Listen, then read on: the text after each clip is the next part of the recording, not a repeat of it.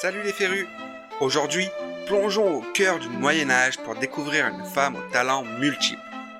Une véritable visionnaire de son époque. Elle était bien plus qu'une simple religieuse, une mystique dotée de dons divins, une compositrice dont les œuvres résonnent encore aujourd'hui, une poétesse aux paroles inspirantes et surtout une guérisseuse éclairée qui a marqué l'histoire de la médecine. Mais ce n'est pas tout. Ses visions ont influencé l'Église. Sa musique a traversé les siècles et ses écrits sur la nature et la santé continuent d'intriguer. Je suis Michael et aujourd'hui je vous raconte l'histoire d'Hildegard von Bingen.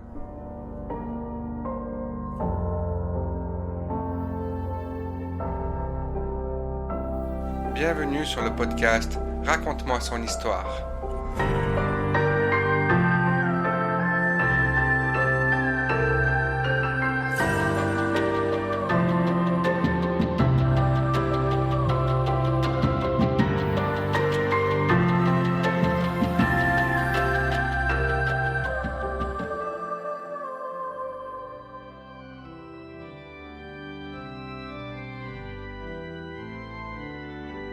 C'est en 1098 qu'une petite fille prénommée Hildegard voit le jour.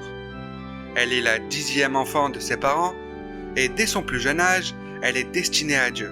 D'ailleurs, à l'âge de ses 3 ans, Hildegard est déjà touchée par une vision divine, une lumière éclatante qui marquera le début de ses dons mystiques. Cette lumière, qu'elle décrit plus tard comme une expérience fondatrice, semble déjà lui indiquer une voie exceptionnelle. À 8 ans, ses parents décident de l'offrir à Dieu, un choix assez courant dans les familles nobles de l'époque. Ils la confient à un monastère pour qu'elle reçoive une éducation chrétienne et humaine. Là-bas, elle apprend à lire et à chanter. 2 compétences qui seront essentielles pour elle tout au long de sa vie. À 14 ans, elle reçoit le voile des mains de l'évêque, ce qui officialise son engagement religieux. C'était un âge légèrement plus avancé que pour la plupart des jeunes filles de l'époque qui entraient dans la vie monastique vers 12 ans. À 18 ans, Hildegard devient religieuse bénédictine au monastère de Saint-Disibodenberg. Ce monastère sera le lieu de sa formation spirituelle, mais aussi l'endroit où elle commencera à développer ses visions mystiques. En 1136, après la mort de sa supérieure, c'est Hildegard qui reprend les rênes des sœurs monastiques. Ce passage à la direction n'est pas facile pour elle, mais grâce à ses connaissances spirituelles et intellectuelles, elle réussit à attirer de nombreuses novices au couvent. Cependant, Hildegard n'a jamais été une femme à rester en retrait. Elle ressentait un fort appel à quitter Saint-Disibodenberg pour fonder son propre monastère. Mais tout ne se passe pas comme prévu. L'abbé Cuno, son supérieur, s'oppose à ce projet.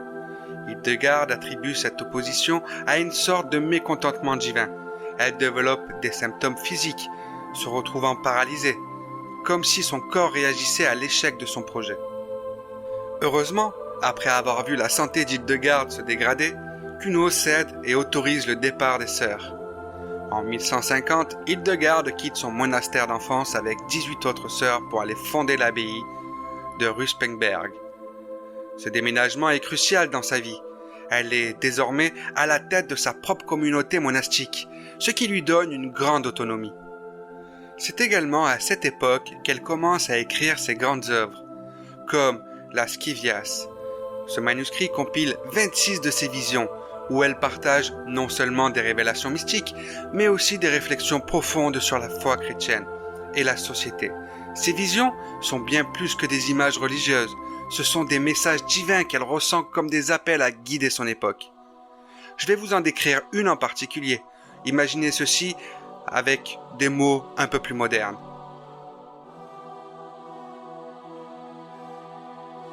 J'ai vu une immense montagne métallique, et au sommet, quelqu'un était assis, brillant d'une telle lumière que je ne pouvais presque pas le regarder. De chaque côté, de grandes ailes s'étendaient, créant une ombre douce autour de lui. Au pied de la montagne, il y avait une étrange figure remplie d'yeux, si nombreux que je ne pouvais pas discerner son apparence exacte. À côté d'elle, un enfant vêtu de sombre, mais portant des chaussures blanches. une lumière intense descendait sur sa tête, émanant de la personne au sommet de la montagne, rendant son visage impossible à distinguer. Cette personne divine envoyait des étincelles lumineuses qui enveloppaient les autres figures dans une sorte de douceur apaisante. Derrière des fenêtres dans la montagne, des visages d'hommes apparaissaient, certains sombres et d'autres lumineux. Mais Hildegarde n'était pas seulement une visionnaire, elle était aussi une compositrice talentueuse. Elle écrit dans un style qui dépasse les chants grégoriens traditionnels de l'époque. Ses œuvres se distinguent par des intervalles mélodiques plus larges et des ornements élaborés, créant une musique à la fois exaltante et contemplative. Elle voyait la musique comme une façon de relier le ciel à la terre. Ses compositions sont toujours interprétées aujourd'hui, ce qui montre à quel point sa musique a résisté à l'épreuve du temps. En plus de la musique, Hildegarde s'est passionnée pour la santé et le bien-être. Dans ses ouvrages, elle établit un lien entre l'harmonie de l'âme, la nourriture et l'environnement. Elle croyait fermement que notre bien-être physique dépendait de notre équilibre spirituel. Elle recommandait des plantes médicinales, des remèdes naturels et même des pierres précieuses pour guérir et apaiser les maux. Par exemple, elle conseillait le fenouil pour stimuler la digestion, le persil pour la circulation sanguine et la valériane pour calmer l'anxiété. Elle voyait aussi des pierres comme des outils pour harmoniser le corps et l'esprit. La vie d'Hildegarde de Bingen est celle d'une femme d'une vision extraordinaire et d'un talent multiforme. À une époque où les femmes étaient souvent limitées, elle a su s'imposer comme une figure incontournable. À travers ses visions mystiques, sa musique céleste et ses écrits sur la santé, elle a laissé une empreinte indélébile. Son influence a dépassé les murs de ses monastères. De son vivant, elle conseillait papes, empereurs et religieux. Et près de 900 ans après, ses œuvres continuent de résonner dans nos vies modernes. Canonisée et déclarée docteur de l'Église, Hildegarde a prouvé que la foi, l'institution et le savoir pouvaient transcender les limites de l'époque.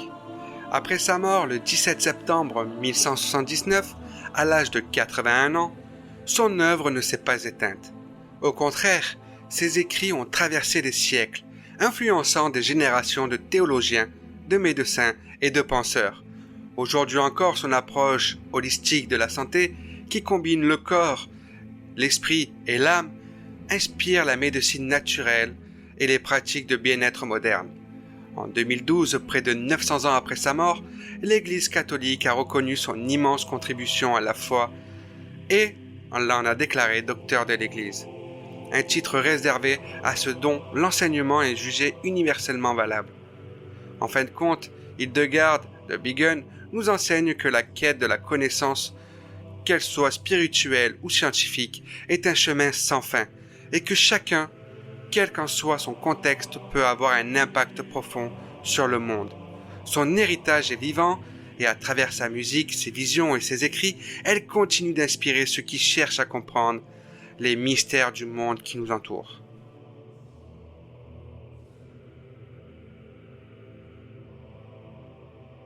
Et nous voilà à la fin de cet épisode qui était dédié à Hildegarde von Bingen. J'espère que cette personne vous donnera envie d'aller en découvrir plus sur ses ouvrages. N'hésitez pas à me dire ce que vous avez pensé de ce personnage. Et notez le podcast Raconte-moi son histoire si vous avez aimé. Vous pouvez nous rejoindre sur les réseaux sociaux, que ce soit sur Instagram, Facebook et même X. Je vous donne rendez-vous vendredi prochain pour un épisode spécial où je reçois un abonné et passionné du Moyen-Âge. C'était Michael et je vous dis ciao!